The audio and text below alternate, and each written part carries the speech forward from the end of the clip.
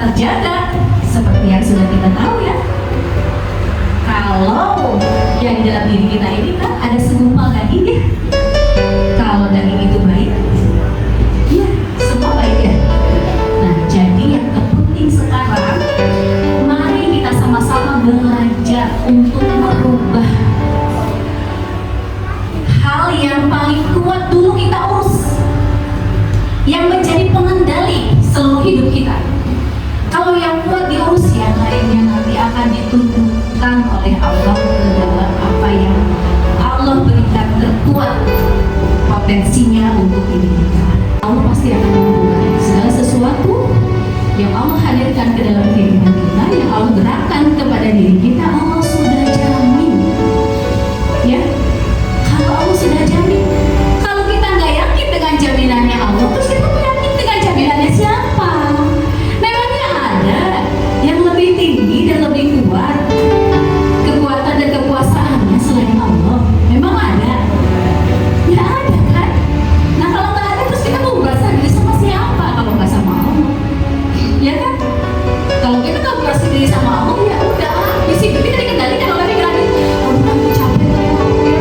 Jangan-jangan nanti aku nggak bisa suara di titik ketiga. Nanti kan kalau aku bisa ngomong gimana? Ya kan? Habis kan? Dimakan oleh pikiran kita. Dan dari seluruh pasien-pasien saya, itu saat ini juga jadi buah itu. Ada satu garis merah yang harus kita garis bawahi, bahwa sering kali, dan kebanyakan saya bilang hampir 99% lah ya, penderitaan hidup seseorang itu dibuat oleh pikirannya sendiri. Bismillah, setiap melek mata ini setelah membaca doa bangun tidur, ya Allah, aku pasrahkan hidup dan matiku untuk menjalani hari ini. Cukup itu saja. Kalau kata-kata itu diresapi ke dalam hati, dikunci dengan keyakinan di dalam hati, gak ada ceritanya kita menghadapi masalah itu gak tenang, gak ada. Karena di awal mata kita melek sudah berpasrah kepada yang Maha Segalanya. Paling tidak minimal kita jalan itu sudah tertuntun, sudah terbimbing oleh Allah, karena kita sudah pasrahkan hidup kita. Karena kalau kita, saya sebagai ini, lihat aja tadi, saya sebagai ketua IPAP, saya sebagai istri, kalau orang mikir ya apa yang ngelakoni kan itu kan ya, karena ya apa yang ngelakoni nggak ada di pikiran saya. Dan bukan berarti saya sudah pinter, enggak, dulunya bapak belum, saya juga sama.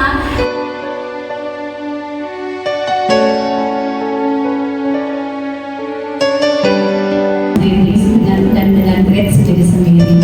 Ada yang sampai dalam terpuruknya, ada yang baru misalnya ya belum sampai ke dasar gitu ya.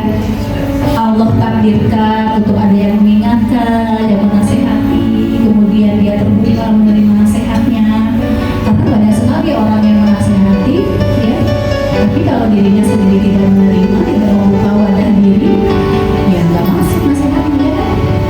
Saya bilangnya begini, karena basic saya spiritual hipnosis tidak pernah melepas ilmu hipnoterapi atau ilmu psikologi modern ini harus dikombinasi dengan spiritual.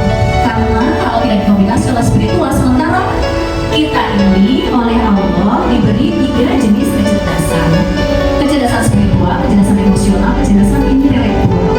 Dan yang tertinggi yang memberi kontribusi terbesar dalam hidup kita untuk kita seperti apa ini kita saat ini adalah kecerdasan spiritual. Jadi ketika orang belajar ilmu hipnoterapi tapi sudah beres dulu dengan ilmu agamanya atau fardu ainnya ya, maka kita belajar ilmu hipnoterapi dibimbing dengan Islam seperti itu. Insya Allah akan menjadi berkah. Berkahnya tidak hanya hidupnya, tapi juga mempunyai nilai di hadapan Allah untuk kita di akhirat nanti ya. Seperti itu.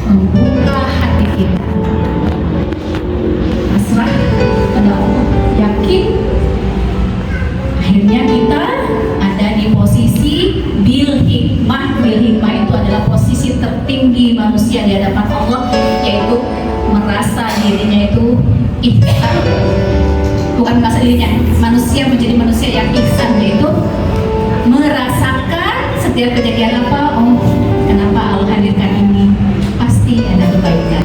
Sekarang belum ketemu, pasti ketemunya, mungkin besok, mungkin lusa, tapi ada keyakinan dalam diri kita. Semuanya, ya,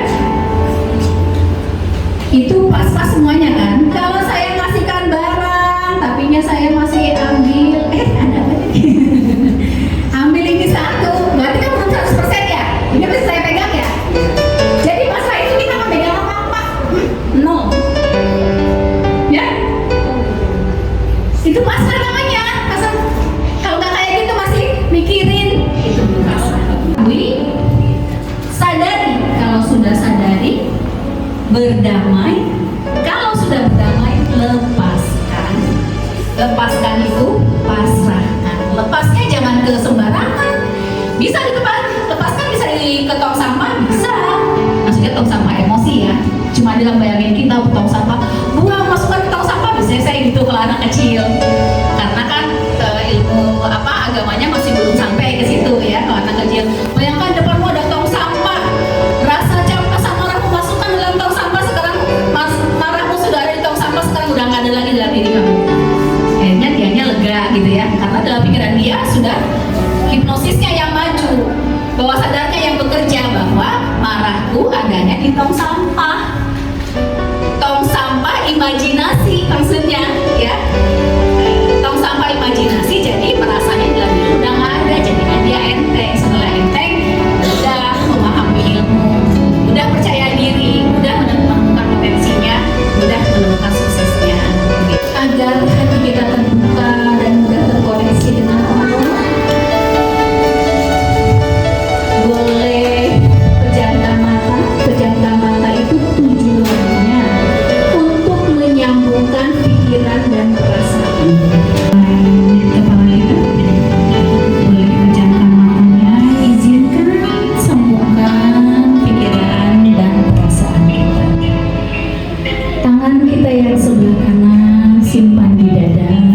Di situ ada jantung. Rasakan detakannya. Di dada sebelah kiri ada jantung. Rasakan detakannya. Sadari bahwa kita masih hidup. Ruh kita masih ada, masih bersatu dengan jasad kita.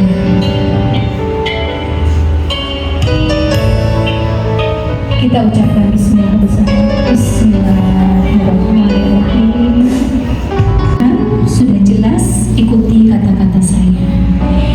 Bismillahirrahmanirrahim. Rasakan getarannya. Rasakan getarannya di dalam hati kita dan detakan jantung kita. Bismillahirrahmanirrahim. Ya Allah, walaupun saat ini aku masih merasakan, isi sendiri, titik-titik. Kalau merasakan marah, sebutkan marah. Ini satu rumah dengan kita, mungkin pasangan kita, mungkin anak, mungkin orang tua,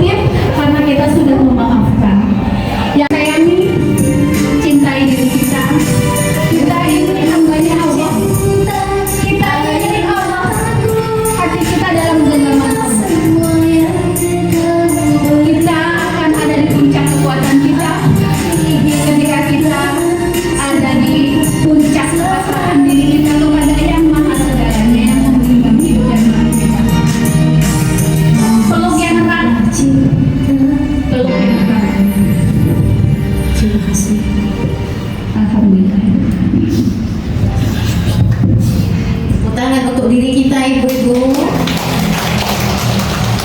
Azza